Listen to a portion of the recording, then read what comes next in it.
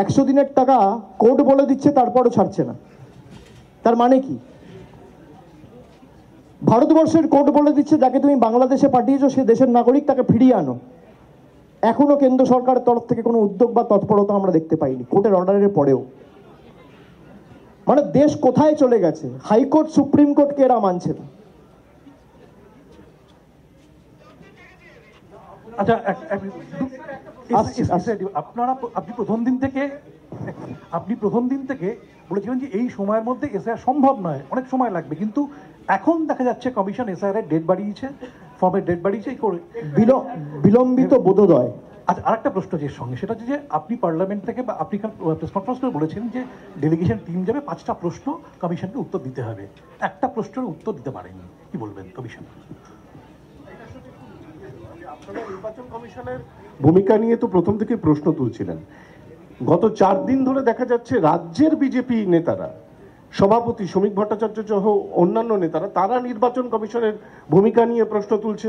জ্ঞানেশ কুমার কেন এখানে এসে দেখছেন না, এই বিষয়টাকেই বা কিভাবে দেখছেন? আমি দুটো প্রশ্নের একসাথেই জবাব দিচ্ছি। এক হচ্ছে, আমরা যে ডেলিগেশন পাঠিয়েছিলাম দিল্লিতে নির্বাচন কমিশনের সাথে, বিশেষ করে চিফ ইলেকশন কমিশনের সাথে মিটিং করতে, সেখানে প্রায় 2 ঘন্টার মিটিং হয়েছে। আমাদের দলের তরফ থেকে সাংবাদিক বৈঠক করে আপনাদের সব জানানো হয়েছে বিস্তারিত। কিন্তু মূল যে আমরা 5টা প্রশ্ন করেছিলাম তার একটাও সদুত্তর নির্বাচন কমিশন দিতে পারেনি। সিলেক্টিভলি পরবর্তীকালে সেদিনকে রাত্রে অনেক লিক টিক করা হয়েছে। আমি ইলেকশন কমিশনকে চ্যালেঞ্জ করছি, তৃণমূল কংগ্রেসের কাছে ডিজিটাল এভিডেন্স রয়েছে। আপনি যদি মনে করেন যে আপনার কাছে উত্তর রয়েছে এবং আপনি সত্যি সদুত্তর দিতে পেরেছেন, আপনি রিলিজ করুন, তারপর আপনাকে কোর্টে নিয়ে যাব আমরা। আমি যখন বলছি আমি ভেবেচিন্তে বলছি, আমি হাওয়ায় কথা বলি না। 5টা প্রশ্নের একটা প্রশ্নের উত্তর, আপনি 5টা প্রশ্নের একটা প্রশ্নের উত্তর দিন, আপনি ছেড়ে দিন 5টা। আর সবে তো গেছে 28 তারিখ, আজকে তো 1 তারিখ, 3 দিন হয়েছে। আপনি 3 সপ্তাহ সময় নিন, 3 মাস সময় নিন, 3 বছরেও আপনি পারবেন না। তার কারণ আপনি যে কাজটা করেছেন পুরোপুরি বেআইনি, অনৈতিক। এবার আসি, আপনি যে প্রশ্ন করলেন যে বিজেপির নেতারা, বিজেপির রাজ্য সভাপতি এবং বিজেপির প্রদেশের নেতারা ইলেকশন কমিশনকে আক্রমণ করছে।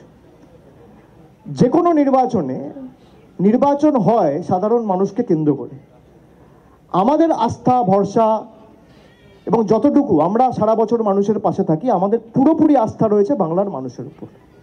যারা মানুষের পাশে থাকে না তাদের আস্থা ইডির উপর, কোর্টের উপর, সিবিআইয়ের উপর আর ইসির উপর। তা কোথাও তাদের যে আশা ছিল বা তাদের যে আকাঙ্ক্ষা ছিল, সেই আকাঙ্ক্ষা বা আশা হয়তো ইলেকশন কমিশন মিট করতে পারেনি। তারা ভেবেছিল ইলেকশন কমিশন এসে, ইডি এসে আমাদের নির্বাচন জিতিয়ে দেবে আর আমরা ড্যাং ড্যাং করে জিততে চলে যাব। এটা তো বিহার মধ্যপ্রদেশ নয়।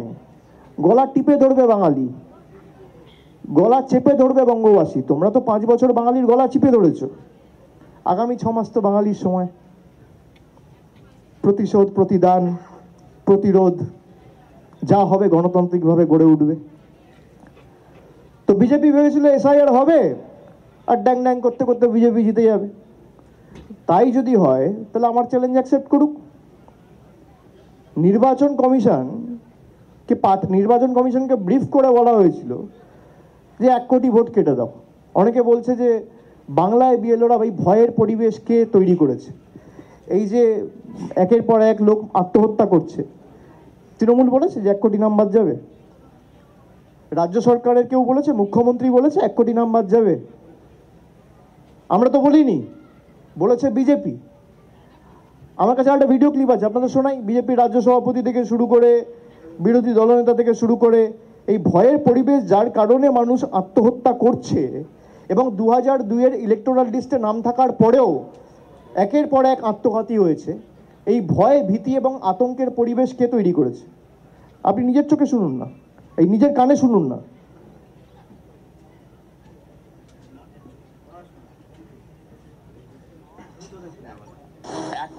বেশি নাম বাদ যাওয়া উচিত। 1 কোটি নাম বাদ যাবে লিখে, 1 কোটি নাম বাদ যাবে লিখে রাখুন, ধারে আগে পরে হতে পারে।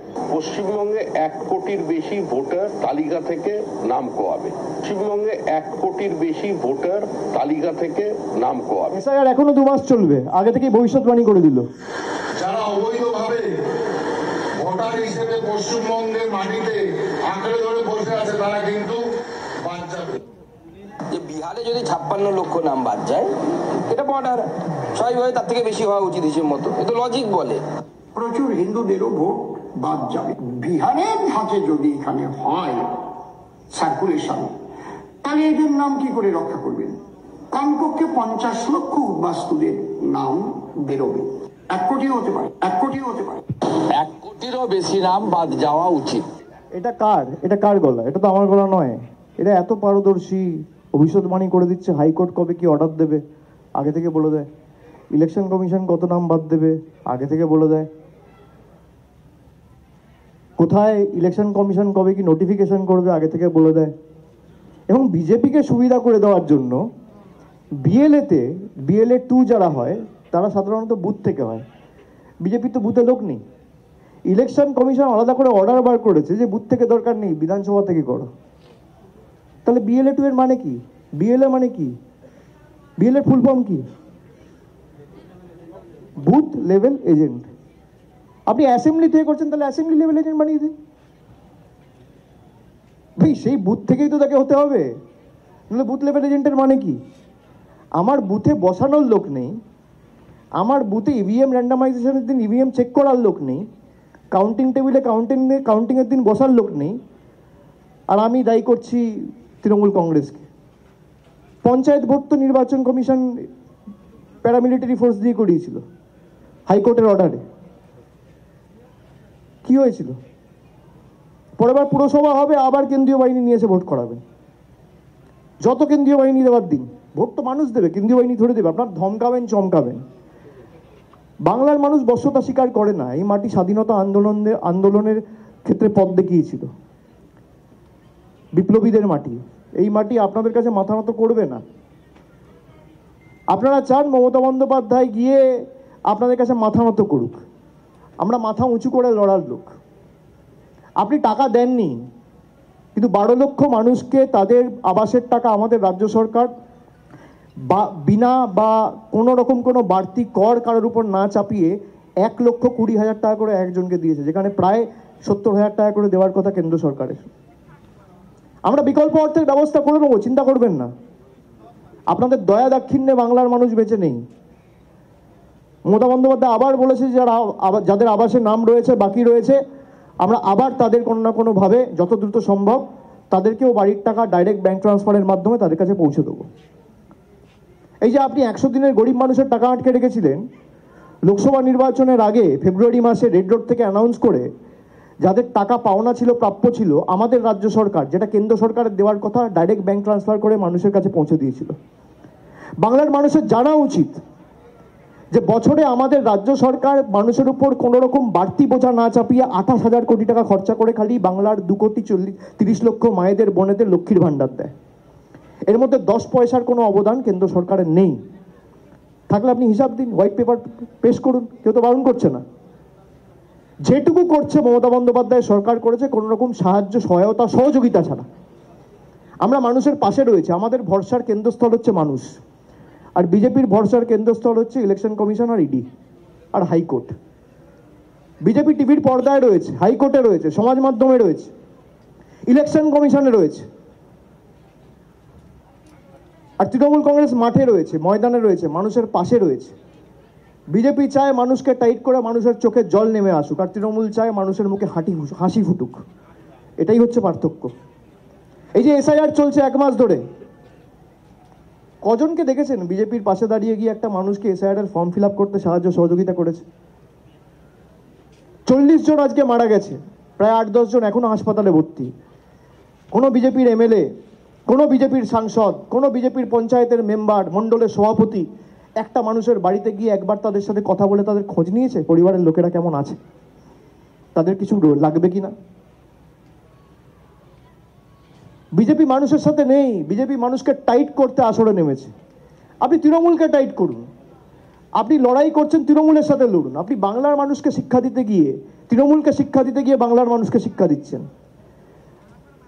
1905 সালে বঙ্গবন্ধু যেদিনকে লর্ড কার্জন এখানে বঙ্গভঙ্গ আন্দোলন করার চেষ্টা করেছিল, 6 বছর ধরে সে প্রতিরোধ করে বাধ্য হয়েছিল 1911 সালে এখান থেকে রাজধানী দিল্লিতে তুলে নিয়ে যেতে। সেই ব্রিটিশরা যেটা বাংলায় বিভাজনের রাজনীতি করে বাঙালির মেরুদণ্ডকে হেলাতে পারেনি, আপনারা তো কোন ছাড়? আপনারা কি ভাবছেন যে একটা বিভাজন তৈরি করে হিন্দু মুসলমান করে রোহিঙ্গা বাংলাদেশি করে? আরে রোহিঙ্গা যদি বাংলায় ঢোকে আর বাংলাদেশি যদি বাংলায় ঢোকে, অমিত শাহের ইস্তফা দেওয়া উচিত। কি কারণে ঢুকেছে? আজকে এখানে যদি কোনো একটা সিকিউরিটি ল্যাপস হয়, আপনি কি করবেন? যদি এখানে সিকিউরিটি ল্যাপস হয়, আপনারা কি করবেন? আগে পুলিশকে প্রশ্ন করবেন না হাসপাতালের ডাক্তারকে জিজ্ঞেস করবেন? তাহলে আগে ঢুকলো কি করে? ঢুকলো কি করে সেটা তো জবাব দিতে হবে। কে ঢুকালো, কেন ঢুকলো? বর্ডার তো তৃণমূল পাহারা দেয় না। আর অনেক মডিফিকেশন করেছে, অনেক নোটিফিকেশন বার করেছে। যেখানে 5 কিলোমিটার বর্ডারের পরিধি ছিল সেখানে কোথাও 50 কিলোমিটার করেছে, কোথাও 80 কিলোমিটার করেছে রেড করার জন্য। তারপরেও কি করে অনুপ্রবেশকারী বাংলায় ঢুকছে? আপনি ছেড়ে দিন বাংলার কথা, জম্মু কাশ্মীরে কি করে ঢুকছে, যেখানে রাজ্য পুলিশ আর সিআরপিএফ আর বিএসএফ সব বিজেপির হাতে।